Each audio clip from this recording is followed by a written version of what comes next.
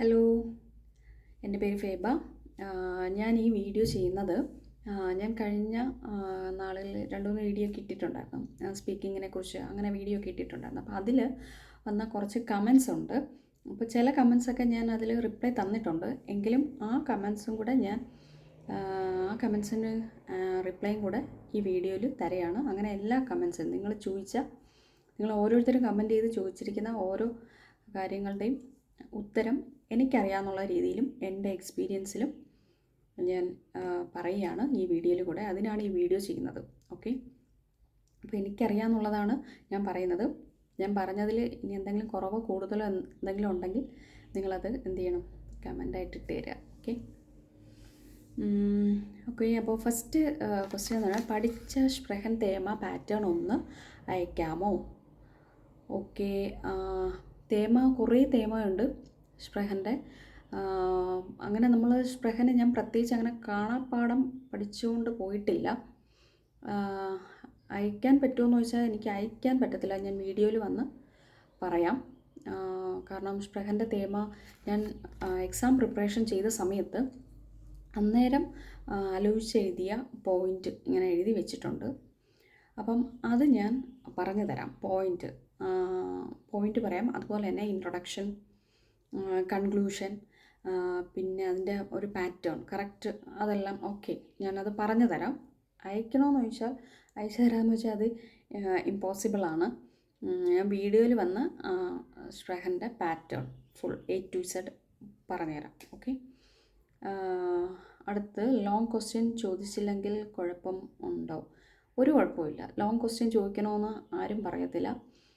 Long ആയിരുന്നാലും short ആയിരുന്നാലും നമ്മൾ നമ്മുടെ പാർട്ട്ണറിനോടാണ് ക്വസ്റ്റ്യൻ ചോദിക്കുന്നത്. അപ്പോൾ പാർട്ട്ണറിന് മനസ്സിലാകണം.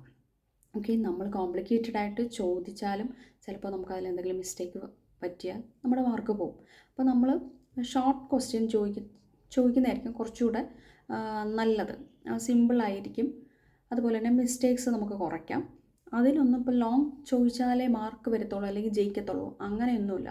നമ്മൾ ഷോർട്ടാക്കി ചോദിച്ചാലും ലോങ് ആക്കി ചോദിച്ചാലും ചോദിക്കുന്നത് കറക്റ്റായിരിക്കുക. അതുപോലെ തന്നെ കേൾക്കുന്ന പാർട്ട്ണറിന് ലോങ് ആയിരുന്നാലും ഷോർട്ട് ക്വസ്റ്റ്യൻ ആയിരുന്നാലും മനസ്സിലാകണം. അവർക്ക് തിരിച്ച് റിപ്ലൈ നമുക്ക് തരുന്ന രീതിയിൽ വേണം ചോദിക്കാൻ. ഓക്കെ, ഇപ്പോൾ ഷോർട്ടാണോ ലോങ് ആണോ അങ്ങനെ ചോദിച്ചാൽ അങ്ങനെയൊന്നുമില്ല. കറക്റ്റായിട്ട് ക്വസ്റ്റ്യൻ ചോദിക്കുക.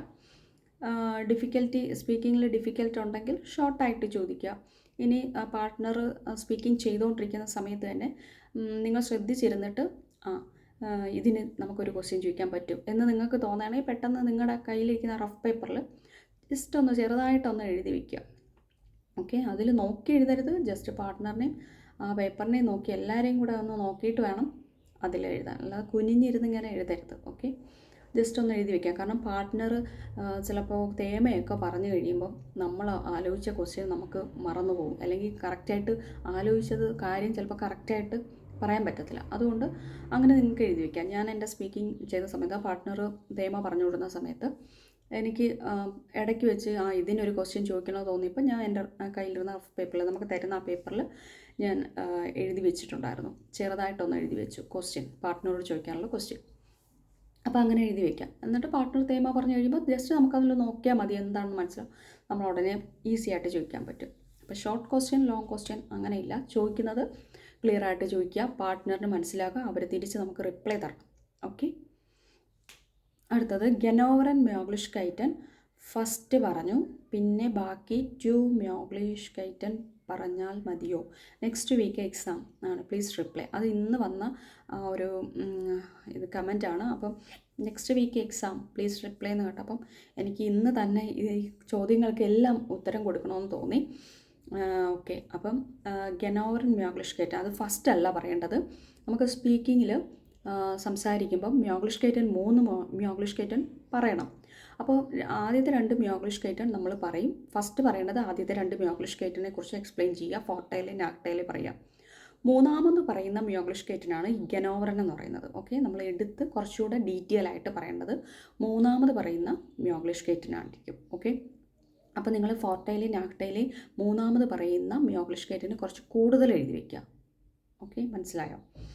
അങ്ങനെയാണ്. അപ്പോൾ ഗനോവറൻ പറയാനിരിക്കുന്ന മ്യോഗ്ലിഷ്കൈറ്റനെ എടുത്ത് ആദ്യം പറയരുത്. ഓക്കെ, അത് മൂന്നാമത് പറയുക. ബാക്കി 2 ആദ്യം പറയുക. അതുപോലെ തന്നെ നമുക്ക് റഫ് പേപ്പർ തരുമല്ലോ. റഫ് പേപ്പർ തരുന്ന സമയത്ത് നമ്മൾ എഴുതി വെച്ചിട്ട് അവിടെ പറയുമ്പം ഈ ഗെനോവർ എടുത്ത് ആദ്യം പറയരുത്. ഗെനോവർ നമ്മൾ പേപ്പറിൽ ലാസ്റ്റായിരിക്കും എഴുതിയിരിക്കുന്നത് പറയാനും വേണ്ടി. അന്നേരം പോയിട്ട് അത് ഫസ്റ്റ് പറയരുത്. ഓക്കെ, പേപ്പറിൽ എഴുതിയിരിക്കുന്ന ഓർഡറിൽ വേണം മ്യോഗ്ലിഷ് കൈറ്റൺ പ്രസൻറ്റ് ചെയ്യാൻ. ഓക്കെ ഓക്കെ ഡൗട്ട് ക്ലിയർ ആയെന്ന് വിശ്വസിക്കുന്നു. എന്തെങ്കിലും ഇനി അറിയാനുണ്ടെങ്കിൽ കമൻറ്റ് ചെയ്യാം. ഓക്കെ, അപ്പോൾ പേരൊന്നും ഞാൻ ഇതിൽ മെൻഷൻ ചെയ്തിട്ടില്ല, ജസ്റ്റ് ക്വസ്റ്റ്യൻ മാത്രമേ എഴുതിയെടുത്തിട്ടുള്ളൂ. അപ്പോൾ ആരാണെന്നൊന്നും എനിക്കറിയില്ല. ഓക്കെ, സിസ്റ്റർ ഷൈബൻ വീഡിയോ ചെയ്യുമോ പ്ലീസ്? ഷൈബൻ വീഡിയോ തീർച്ചയായിട്ടും ചെയ്യും, ഉടനെ ചെയ്യുന്നുണ്ട്. ദിസ് വീക്കിൽ തന്നെ ഷൈബൻ വീഡിയോ ഞാൻ അപ്ലോഡ് ചെയ്യുന്നതായിരിക്കും. സെപ്പറേറ്റ് ആയിരിക്കും B1 ഷൈബനും B2 ഷൈബനും. അതുകൂടാതെ എൻ്റെ എക്സ്പീരിയൻസിൽ നിന്നും ഞാൻ എഴുതിയ നോട്ട്സും കുറച്ച് എക്സാമ്പിൾസ് ക്വസ്റ്റ്യൻ എടുത്തിട്ട് അതിലെ പോയിൻറ്റ്സ് ഞാൻ പറഞ്ഞിരുന്നതായിരിക്കും. അത് നിങ്ങൾക്ക് എക്സാമിന് പോകുമ്പോൾ ആ പോയിൻറ്റ്സ് നിങ്ങൾക്ക് ഇടുന്ന റഫ് പേപ്പറിൽ എഴുതി വെക്കുകയാണെങ്കിൽ ജസ്റ്റ് നിങ്ങൾക്ക് സെൻറ്റൻസ് ആക്കി നമ്മുടെ ഫെയർ പേപ്പറിൽ എഴുതിയാൽ മതി. അപ്പോൾ B1 ഷൈബൻ B2 ഷൈബൻ ഞാൻ സെപ്പറേറ്റ് വീഡിയോ ചെയ്യുന്നതായിരിക്കും. ഓക്കെ, അതുപോലെ തന്നെ B2 ലെസൺ ആൻഡ് ഹിയർ ഷൈബൻ ടിപ്സ് പറയുമോ? ഓക്കെ, തീർച്ചയായിട്ടും ഷൈബൻ വീഡിയോ ചെയ്യുന്ന കൂട്ടത്തിൽ തന്നെ നിങ്ങൾ എന്തൊക്കെയാണ് ശ്രദ്ധിക്കേണ്ടത് ടിപ്സൊക്കെ പറഞ്ഞു തരും. A1 A to Z വരെയുള്ള ഷൈബൻ്റെ എല്ലാ കാര്യങ്ങളും ഞാൻ പറഞ്ഞു. അതിൽ എന്തൊക്കെ നമുക്ക് ആഡ് ചെയ്യാം, ഒരു കണക്ടോറൻസ്, ഏതൊക്കെ കണക്ടോറൻസ് ആഡ് ചെയ്യാം, അതുപോലെ തന്നെ വെർബുകൾ, പിന്നെന്താ നമ്മൾ അല്ലാതെ കുറച്ച് കാര്യങ്ങളുണ്ട്, അത് ഞാൻ പറഞ്ഞുതരാം. കുറേ കാര്യങ്ങളുണ്ട് പറയാൻ. അപ്പോൾ ഒരു ഷൈബൻ ഒരു എക്സാമിന്, ഒരു ഇൻ്റർനാഷണൽ എക്സാമിന് നമ്മൾ പേപ്പറിൽ എങ്ങനെയാണ് പ്രസൻറ്റ് ചെയ്യേണ്ടത്, ഹാൻഡ് റൈറ്റിംഗ്, അതുപോലെ പാരഗ്രാഫ് വൈസ് എല്ലാം ക്ലിയറായിട്ട് പറഞ്ഞു തരുന്നുണ്ട്. ടിപ്സും പറഞ്ഞു തരുന്നുണ്ട്. കാരണം ഒരു സെൻറ്റൻസ് എഴുതി അടുത്തൊരു സെൻറ്റൻസിലേക്ക് നമുക്ക് പോകണമെങ്കിൽ ചാടണമെങ്കിൽ ഒരു കണക്ടോറിൻ്റെ കൂടെ യൂസ് ചെയ്തിട്ട് എഴുതുന്നതായിരിക്കും കുറച്ചുകൂടെ നല്ലത്. അല്ലാതെ എഴുതാം, പക്ഷേ കണക്ടോറൻസ് യൂസ് ചെയ്ത് എഴുതുമ്പോൾ കുറച്ചുകൂടെ സ്റ്റാൻഡേർഡ് ആയിരിക്കും. അപ്പോൾ അതിനുള്ള യൂസ് ചെയ്യാനുള്ള കണക്ടോറൻസൊക്കെ ഞാൻ പറഞ്ഞുതരാം. ഓക്കെ, ടീം ആർബൈറ്റ് തേമയുടെ നോട്ട്സ് ഉണ്ടോ? ഒന്ന് ഷെയർ ചെയ്യാമോ? ഈ ക്വസ്റ്റ്യൻ ചോദിച്ചിട്ട് കുറേ നാളായി. ഇത് ആരാ ചോദിച്ചതെന്ന് എനിക്കറിയത്തില്ല, കുറേ നാളായി ചോദിച്ചിട്ട്. പക്ഷേ ഇപ്പോൾ ആ ചോദിച്ച ആളിൻ്റെ സ്പീക്കിംഗ് ഒക്കെ കഴിഞ്ഞ് കാണും, അറിയത്തില്ല. പക്ഷേ ഞാനിത് ഒന്നുകൂടെ ടീം ആർബൈറ്റിൻ്റെ തേമയുടെ നോട്ട്സ് ഓക്കെ പോയിൻറ്റ്സ് ആയിട്ട് എഴുതി വെച്ചിട്ടുണ്ട്. എനിക്കങ്ങനെ സ്പീക്കിങ്ങിന് നോട്ടൊന്നുമില്ല, എനിക്കങ്ങനെ നോട്ട്സ് ഒന്നുമില്ല സ്പീക്കിങ്ങിന്. ഞാൻ എക്സാം പ്രിപ്പറേഷൻ സ്പീക്കിംഗ് ചെയ്തതൊരു 4-5 ഡേയ്സ് അത്രേ ചെയ്തിട്ടുള്ളൂ. അതിൻ്റെ അകത്തുള്ള ഡേയ്സാണ് ഞാൻ എക്സാം പ്രിപ്പറേഷൻ എന്ന് പറഞ്ഞ് പോയിരുന്നത്. എൻ്റെ ട്യൂട്ടറിൻ്റെ ഫ്രണ്ടിൽ ട്യൂട്ടർ ക്വസ്റ്റ്യൻ തരുമായിരുന്നു. തരുമ്പോൾ അന്നേരം എനിക്ക് അന്നേരം എൻ്റെ മൈൻഡിൽ വരുന്ന കാര്യം പോയിൻറ്റ്സ് ആയിട്ട് എഴുതി വെച്ചിട്ട് സെൻറ്റൻസ് പറയാൻ ട്രൈ ചെയ്യുമായിരുന്നു. അങ്ങനെ പെട്ടെന്ന് പിക്കപ്പായി. അങ്ങനെ ഞാൻ ഉടനെ തന്നെ എക്സാം എഴുതിയായിരുന്നു. ഡേറ്റും എനിക്ക് പെട്ടെന്ന് വേഗം കിട്ടി, ഡേറ്റ് എടുത്തിരിക്കുമായിരുന്നു. അങ്ങനെ ഞാൻ പെട്ടെന്ന് തന്നെ അങ്ങനെ പിക്കപ്പായി 4-5 ദിവസത്തിനുള്ളിൽ. അങ്ങനെയാണ് ഞാൻ, അല്ലാതെ പ്രത്യേകിച്ച് ഞാൻ ഒരു നോട്ടായിട്ട് സ്പീക്കിങ്ങിന് വേണ്ടി എഴുതിയിട്ടില്ല. അന്നേരം എക്സാം പ്രിപ്പറേഷൻ ടൈമിൽ ഞാൻ ചെയ്ത അന്നേരം എൻ്റെ മൈൻഡിൽ വന്ന കാര്യങ്ങൾ എഴുതി വെച്ച പോയിൻറ്റ്സ് ഉണ്ട്. ടീം ആർബൈറ്റിനെല്ലാം ഏകദേശം കുറച്ച് തേമകളുടെ പോയിൻറ്റ്സ് വൈസ് നോട്ടുണ്ട്. അത് ഞാൻ പറഞ്ഞു തരാം. ഞാൻ പറഞ്ഞല്ലോ ഈ വീക്കിൽ തന്നെ ഞാൻ വീഡിയോ ഇടും, അതിൽ ഞാൻ ഡീറ്റെയിൽ ആയിട്ട് പറഞ്ഞുതരാം. ഫേബ എവിടെയാണ് പഠിച്ചത്? ഞാൻ പഠിച്ചത് ബിൽഡിങ്സ് അക്കാഡമിയിലാണ്. തിരുവല്ലയിലെ ബിൽഡിങ്സ് അക്കാഡമിയിലാണ് പഠിച്ചത്. തിരുവല്ലയിൽ 2 ബ്രാഞ്ചുണ്ട്, ബിൽഡിങ്സ് അക്കാഡമി. അതുപോലെ തന്നെ എറണാകുളത്ത് മെയിൻ ബ്രാഞ്ചാണ്. എറണാകുളത്ത് കല്ലൂർ എന്ന് പറയുന്ന സ്ഥലത്താണ് ബിൽഡിങ്സ് അക്കാഡമി ഉള്ളത്. അപ്പോൾ ലാസ്റ്റ് എൻ്റെ ഷൈബൻ എക്സാം പ്രിപ്പറേഷന് എന്നെ അവിടെ ചെല്ലാൻ പറഞ്ഞു. അപ്പം ഞാൻ എറണാകുളത്തെ കല്ലൂർ ബിൽഡിങ്സ് അക്കാഡമിയിലാണ് ഷൈബൻ എക്സാം പ്രിപ്പറേഷൻ ചെയ്തത്. അതുപോലെ തന്നെ നല്ല ക്ലാസ്സൊക്കെ ആയിരുന്നു. അപ്പം തിരുവല്ലയിലെ ബിൽഡിങ്സ് അക്കാഡമിയിലാണ് ഞാൻ പഠിച്ചത്. എന്നോട് ഇൻവിഗിറേറ്റർ ആണ് തേമ സെറ്റാക്കാൻ പറഞ്ഞത്, അപ്പോൾ എൻ്റെ മാർക്ക് പോകുമോ? ഈ ക്വസ്റ്റ്യൻ എന്താ ഉദ്ദേശിച്ചതെന്ന് എനിക്ക് മനസ്സിലായില്ല. ഈ ക്വസ്റ്റ്യൻ വന്നിട്ട് കുറേ നാളായി. അതിന് ഞാൻ മറുപടി കമൻറ്റ് റിപ്ലൈ ചെയ്തിട്ടുണ്ടോ എന്ന് എനിക്കറിയത്തില്ല, ഓർമ്മയില്ല. പക്ഷേ ഇതെനിക്ക് മനസ്സിലായില്ല എന്താ ഉദ്ദേശിച്ചതെന്ന്. അപ്പോൾ അങ്ങനെ നമുക്ക് ഒരിക്കലും നമ്മുടെ എക്സാമിനർ നമ്മുടെ അടുത്ത് തേമ സെറ്റാക്കാൻ പറയത്തില്ല. എനിക്കറിയില്ല അതിനെക്കുറിച്ച്. നമ്മൾ എക്സാമിന് കയറുമ്പം നമുക്ക് നമ്മളെ ഒരു റൂമിൽ കൊണ്ടുപോകും, ഒരു ചെറിയൊരു ഹാളിൽ കൊണ്ടുപോകും. നമുക്ക് ക്വസ്റ്റ്യൻ പേപ്പർ തരും, എഴുതാനുള്ള പോയിൻറ്റ്സ് എഴുതാനുള്ള ഒരു റഫ് പേപ്പർ തരും, 15 മിനിറ്റ്സും തരും. ഈ 15 മിനിറ്റ്സിനുള്ളിൽ ആ റഫ് പേപ്പറിൽ ആ ക്വസ്റ്റ്യൻ പേപ്പറിൽ 2 ക്വസ്റ്റ്യൻ ഉണ്ടാവും. അതിലേതെങ്കിലും ഒരു ക്വസ്റ്റ്യൻ, നമുക്ക് എളുപ്പമുള്ളൊരു ക്വസ്റ്റ്യൻ നമുക്ക് സെലക്ട് ചെയ്തിട്ട് ആ റഫ് പേപ്പറിൽ തരുന്ന പേപ്പറിൽ നമുക്ക് എന്ത് ചെയ്യാം, പോയിൻറ്റ്സ് ഒക്കെ എഴുതി വയ്ക്കാം. പോയിൻറ്റ്സ് എഴുതി വെച്ചിട്ട് കറക്റ്റ് 15 മിനിറ്റ്സ് കഴിയുമ്പോൾ നമ്മുടെ എക്സാമിനറിൻ്റെ അടുത്ത് നമ്മുടെ പാർട്ട്ണറിനെയും കൊണ്ടുപോകും. അവിടെ 2 എക്സാമിനർ ഉണ്ടായിരിക്കും. അവിടെ കൊണ്ടുപോകുമ്പോൾ നമ്മൾ ആരാണെന്ന് വെച്ചാൽ നമ്മൾ നേരത്തെ പറഞ്ഞു വയ്ക്കുക, പാർട്ട്ണറോട് പറഞ്ഞു വയ്ക്കുക, ഞാൻ സ്റ്റാർട്ട് ചെയ്യാം. അല്ലെങ്കിൽ അവിടെ ഇരുന്ന് തന്നെ നമുക്ക് പറയാം ആർക്ക് സ്റ്റാർട്ട് ചെയ്യേണ്ടതെന്ന് ചോദിക്കാം. അങ്ങനെയാണ് നമ്മൾ പോയിൻറ്റ്സ് എഴുതി വെച്ച തേമ സ്റ്റാർട്ട് ചെയ്യുന്നത്. അതുപോലെ എക്സാമിനർ ഇങ്ങോട്ട് സജസ്റ്റ് ചെയ്തില്ല തേമ സെറ്റാക്കാൻ. ശരിക്കും എനിക്ക് മനസ്സിലായില്ല. ഇങ്ങനെയാണ് അതിൻ്റെ ഒരു രീതി. സെറ്റാക്കാൻ പറഞ്ഞു, അപ്പോൾ എൻ്റെ മാർക്ക് പോകുമോ? അങ്ങനെ മാർക്ക് പോകുമെന്ന് തോന്നില്ല. അങ്ങനെ പറഞ്ഞിട്ടുണ്ടെങ്കിൽ, അഥവാ അങ്ങനെ ഈ തേമ ചെയ്യണം എന്നെന്തെങ്കിലും പറഞ്ഞിട്ടുണ്ടെങ്കിൽ ഒരിക്കലും മാർക്ക് പോകത്തില്ല. നമ്മുടെ ഏത് തേമ അവർ ചെയ്യാൻ പറഞ്ഞാലും നമ്മൾ ചെയ്യുന്ന പ്രസൻറ്റേഷനാണ്. നമ്മൾ സിമ്പിളായിട്ട് പറഞ്ഞാലും നമ്മൾ കറക്റ്റായിട്ട് പറയുക, കോൺഫിഡൻ്റ് ആയിട്ട് പറയുക. മിസ്റ്റേക്സ് എന്തെങ്കിലും അഥവാ വന്നാലും എൻഷൂർഡിങ്ങും പറഞ്ഞ് അതവിടെ സോൾവ് ചെയ്ത് ക്ലിയറായിട്ട് പറഞ്ഞു പോവുക. അത്രയേ ഉള്ളൂ. കോൺഫിഡൻ്റ് ആയിട്ടിരിക്കുക, അത്രയേ ഉള്ളൂ. ഓക്കെ, അല്ലാതെ മാർക്ക് ഒന്നും പോകത്തില്ല. പിന്നെ അവർ സെറ്റാക്കാൻ പറഞ്ഞ തേമ നമ്മൾ പറഞ്ഞതിന് എന്തെങ്കിലും അതിൽ മിസ്റ്റേക്സ് വരുത്തിയാലേ ഉള്ളൂ, തെറ്റിച്ചാലേ ഉള്ളൂ. ചിലപ്പോൾ അതിൻ്റെ ഓർഡറൊക്കെ തെറ്റിപ്പോയാൽ മാർക്ക് പോകും. അങ്ങനെയാണ്. Next question, A1 A2 B1 B2 exam writing ആണോ അതോ അപ്പം ഇത് ആരാണെന്ന് എനിക്കറിയത്തില്ല. ശരിക്കും നമ്മൾ ജർമ്മൻ ലാംഗ്വേജ് ഒരു ലാംഗ്വേജാണ്. നമുക്ക് IELTS ഒക്കെ റൈറ്റിംഗ്, സ്പീക്കിംഗ്, ലിസണിങ്, റീഡിംഗ് ഒക്കെ ഉള്ളത് പോലെയാണ് ഈ ലാംഗ്വേജിലും ഉള്ളത്. അപ്പോൾ ജർമ്മനിൽ നമ്മൾ സ്പ്രഹൻ, ഹ്യോറൻ, ലേസൺ, ഷ്രൈബൻ എന്നാണ് പറയുന്നത്. അപ്പം സ്പീച്ച് റിപ്ലൈ. അപ്പോൾ റൈറ്റിങ്ങിന് എന്ത് ചെയ്യണം? റൈറ്റിംഗ് ആയിട്ട് എഴുതണം. സ്പീക്കിങ്ങിന് സ്പീക്കിംഗ് ചെയ്യണം. അല്ലാതെ 4 മൊഡ്യൂളും കൂടെ എഴുതി കൊടുക്കുകയല്ല നമ്മൾ.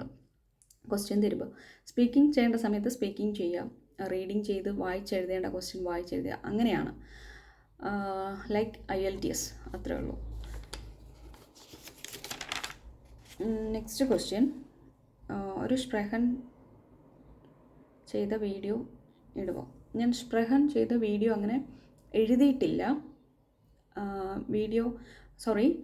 ഞാൻ സ്പ്രഹൻ ചെയ്ത വീഡിയോ ഇടുമോ എന്നാണ് ക്വസ്റ്റ്യൻ.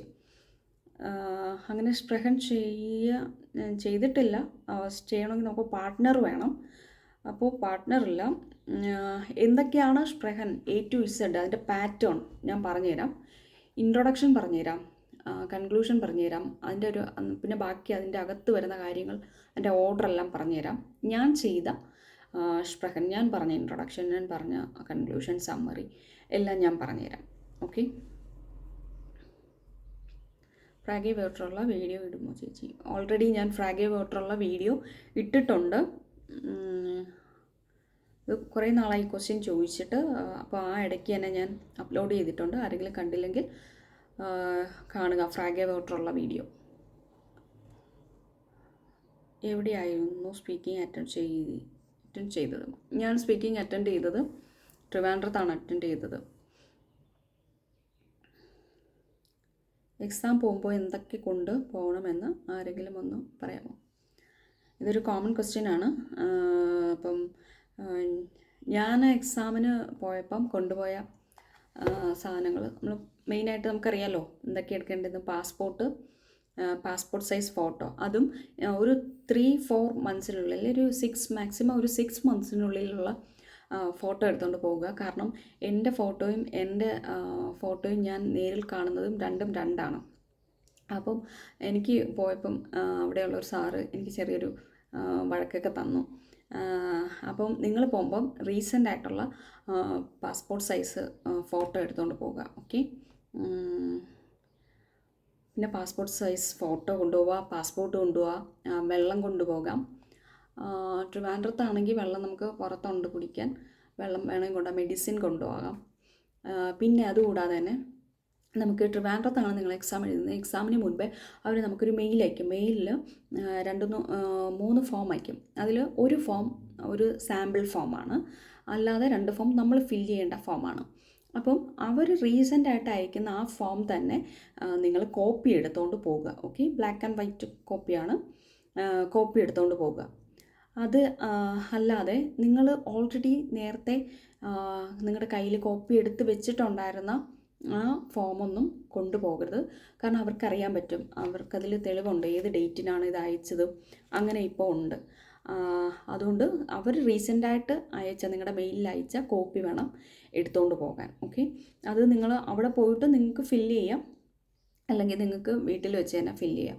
പോകുമ്പോൾ പാസ്പോർട്ട് സൈസ് ഫോട്ടോ കൊണ്ടുപോകാം, റീസെൻ്റ് ആയിട്ടുള്ള ഫോട്ടോ 2 ഫോട്ടോ കൊണ്ടുപോകാം. ഓക്കെ, പിന്നെ ഇപ്പം ഫോട്ടോ നിങ്ങളുടെ ഫോട്ടോയും അല്ലെങ്കിൽ നിങ്ങളിപ്പം ഫോട്ടോ എടുക്കാൻ വിട്ടുപോയി, പുതിയ ഫോട്ടോ അല്ല പഴയ ഫോട്ടോയാണ്, അപ്പോൾ വ്യത്യാസം ഉണ്ടോ അങ്ങനെ എന്തെങ്കിലും ഉണ്ടെങ്കിൽ നിങ്ങളുടെ ആധാർ കാർഡോ ID കാർഡോ എന്തെങ്കിലും കൂടെ എടുക്കുക. ഓക്കെ, എൻ്റെ അടുത്ത് അത് ചോദിച്ചായിരുന്നു, ആധാർ കാർഡ് ID കാർഡ് എന്തെങ്കിലും ഉണ്ടോ എന്ന് ചോദിച്ചാൽ എൻ്റെ കയ്യിൽ ഇല്ല. കാരണം നമ്മൾ എക്സാമിന് ട്രിവാൻഡ്രത്ത് കയറി ഗോയിത്ത സെൻറ്ററിൽ കയറി കഴിഞ്ഞാൽ നമുക്ക് പിന്നെ വേറെ ഒന്നും എടുക്കാൻ പറ്റത്തില്ല. അതുകൊണ്ട് എനിക്കത് ആവശ്യം ഇല്ലാരെന്ന് തോന്നി, അതുകൊണ്ട് ഞാനത് എടുത്തില്ല. പക്ഷേ എൻ്റെ ഫോട്ടോയും എൻ്റെ ഫേസും തമ്മിൽ നല്ല ഡിഫറെൻ്റ് ഉണ്ടായിരുന്നു. അതാണ്. ഓക്കെ,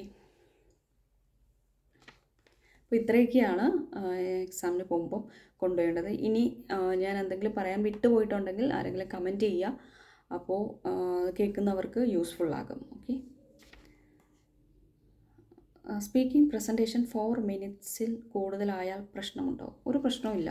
ഞാൻ സ്പീക്കിംഗ് ചെയ്ത സമയത്ത് 4 മിനിറ്റ്സിലല്ല, അതിൽ കൂടുതൽ മിനിറ്റ്സ് എടുത്തിട്ടാണ് ഞാൻ സ്പീക്കിംഗ് കംപ്ലീറ്റ് ചെയ്തത്. കാരണം നമ്മൾ 4 മിനിറ്റ്സേ ഉള്ളൂ എന്ന് പറഞ്ഞ് ടെൻഷൻ അടിച്ച് പെട്ടെന്ന് എല്ലാം കൂടെ പറഞ്ഞ് കൊളാക്കേണ്ട കാര്യമില്ല. സാവധാനത്തിൽ പറഞ്ഞാൽ മതി. നമ്മൾ പറയുന്ന കാര്യം ക്ലിയർ ആയിരിക്കണമെന്നേ ഉള്ളൂ, വൃത്തിക്ക് പറയുക. ടൈമൊന്നും അവരവിടെ നോക്കാറില്ല, നമുക്ക് സ്പീക്കിംഗ് സ്കില്ലുണ്ടോ എന്നാണ് ചെക്ക് ചെയ്യുന്നത്, അവരത് ശ്രദ്ധിക്കും. ഓക്കെ, അതുകൊണ്ട് 4 മിനിറ്റ്സിൽ കൂടുതൽ എടുത്തെന്ന് പറഞ്ഞാൽ കുഴപ്പമില്ല. പക്ഷേ ഒരു കാര്യമുണ്ട്, നമ്മൾ സ്പീക്കിംഗ് പ്രാക്ടീസ് ചെയ്യുന്ന സമയത്ത് കുറേ മിനിറ്റ്സ്, എത്രത്തോളം 10 minutes 10 minutes 5 minutes 6 minutes 8 minutes എത്രത്തോളം നിങ്ങൾക്ക് സ്പീക്കിംഗ് ചെയ്യാൻ പറ്റുമോ അത്രത്തോളം സ്പീക്കിംഗ് ചെയ്യുക പ്രാക്ടീസ് ചെയ്യുന്ന സമയത്ത്. എന്നാലേ നമുക്ക് അതിൻ്റെ ഒരു പകുതി മിനിറ്റെങ്കിലും എടുത്ത് അവരുടെ മുൻപിൽ പോയിരുന്ന് സ്പീക്കിംഗ് ചെയ്യാൻ പറ്റത്തുള്ളൂ. ഓക്കെ, അവിടെ പോയിട്ട് നിങ്ങൾ ഇച്ചിരി കൂടുതൽ മിനിറ്റ് എടുത്തെന്ന് പറഞ്ഞാൽ ഒരു കുഴപ്പമില്ല കേട്ടോ. നന്നായിട്ട് ചെയ്യണമെന്നേ ഉള്ളൂ, പറയുന്ന കാര്യം ക്ലിയർ ആയിരിക്കണമെന്നേ ഉള്ളൂ. ഷൈബൻ ടിപ്സ് ചെയ്യുമോ? ഓക്കെ, ചെയ്യും. ദിസ് വീക്ക് ഞാൻ വീഡിയോ ഇടും, അതിൽ കാര്യങ്ങളൊക്കെ ഡീറ്റെയിൽ ആയിട്ട് പറയും. ഷൈബൻ്റെ എഴുതി വെച്ചേക്കുന്ന പോയിൻറ്റ്സ് നോക്കാൻ പറ്റുമോ? തീർച്ചയായിട്ടും പറ്റും. നമ്മൾ പോയിൻറ്റ്സ് എഴുതി വയ്ക്കുന്നത് എന്തിനാ? നമുക്ക് അന്നേരം ജസ്റ്റ് ഒന്ന് നോക്കി സെൻറ്റൻസ് വൈസ് പറയാനും വേണ്ടിയിട്ടാണ് നമ്മൾ ഈ റഫ് പേപ്പറിൽ പോയിൻറ്റ്സ് എഴുതുന്നത്. അതിനാണ് നമുക്ക് ആ റഫ് പേപ്പർ 15 മിനിറ്റും സമയം തരുന്നത്. തീർച്ചയായിട്ടും പറ്റും. പക്ഷേ അതിൽ നോക്കി ഇങ്ങനെ വായിക്കുന്ന രീതിയിലൊന്നും എഴുതി വെക്കരുത്. പോയിൻറ്റ്സ് എഴുതുമ്പോൾ ഓരോ പോയിൻ്റ് എഴുതുമ്പം അതിലൊരു 2ഓ 3ഓ വേർഡ് വരുന്ന രീതിയിൽ എഴുതി വയ്ക്കുക. മെയിനായിട്ട് പറയാൻ ഉദ്ദേശിക്കുന്ന ചിലപ്പം വെർബായിരിക്കും, വെർബ് എഴുതി വയ്ക്കുക. ചിലപ്പം വേറെ എന്തെങ്കിലും കാര്യമായിരിക്കും, ഒബ്ജക്റ്റ് ആയിരിക്കും പറയാം, ആ ഒബ്ജക്റ്റ് എഴുതി വയ്ക്കുക. പിന്നെ നമ്മൾ സബ്ജക്റ്റ് നമുക്കറിയാമല്ലോ എന്താ നമ്മൾ പറയാൻ പോകുന്നത്, ആ സബ്ജക്റ്റ് അങ്ങ് ഇടുക. അപ്പോൾ പോയിൻറ്റ്സ് എഴുതി വയ്ക്കുമ്പം കറക്റ്റായിട്ട് എഴുതി വയ്ക്കുക. നീട്ടി വലിച്ചെഴുതി അതൊന്നും വായിച്ച് അങ്ങോട്ട് പറയാൻ ഇരിക്കരുത്. തീർച്ചയായിട്ടും എക്സാം സ്പീക്കിംഗ് ചെയ്യുന്ന സമയത്ത് നമ്മൾ എഴുതി വെച്ചേക്കുന്ന പോയിൻറ്റ്സ് നോക്കി പറയാൻ പറ്റും. ജസ്റ്റ് ഇങ്ങനെ നോക്കുക. നമ്മളെ എക്സാമിനറിനെയും നമ്മുടെ പാർട്ട്ണറിനെയും നോക്കി വേണം നമ്മൾ പിന്നെ ആ ഒരു പോയിന്റിലുള്ള ബാക്കി എക്സ്പ്ലനേഷൻ കൊടുക്കാൻ. ഓക്കെ, അപ്പം ഇത്രയൊക്കെയാണ് ഞാൻ ഈ കമൻസിൽ കണ്ട ക്വസ്റ്റ്യൻസ്. ഓക്കെ, അപ്പം എല്ലാവർക്കും ഞാൻ ഈ ചെയ്ത വീഡിയോ യൂസ്ഫുള്ളാകും. നിങ്ങൾ അടുത്ത വീഡിയോയ്ക്ക് വെയിറ്റ് ചെയ്യും എന്ന് കരുതുന്നു. ഓക്കെ, അപ്പോൾ നെക്സ്റ്റ് വീഡിയോയിൽ നമുക്ക് ഷൈബൻ്റെ B1 ഷൈബൻ B2 ഷൈബൻ വീഡിയോ ആയിട്ടായിരിക്കും ഞാൻ ചെയ്യുന്നത്. അതുപോലെ തന്നെ സ്പീക്കിംഗ് ചോദിച്ചിട്ടുണ്ടായിരുന്നു, അതിൻ്റെ പാറ്റേൺ, ഞാൻ ചെയ്ത പാറ്റേൺ, ഞാൻ പറഞ്ഞ കാര്യം, ഇൻട്രൊഡക്ഷൻ അങ്ങനെയുള്ള കാര്യം, അത് സെപ്പറേറ്റ് വീഡിയോ ആയിരിക്കും. ഓക്കെ, അപ്പോൾ എത്രയും പെട്ടെന്ന് തന്നെ നെക്സ്റ്റ് വീഡിയോയിൽ നമുക്ക് കാണാം. Okay, by.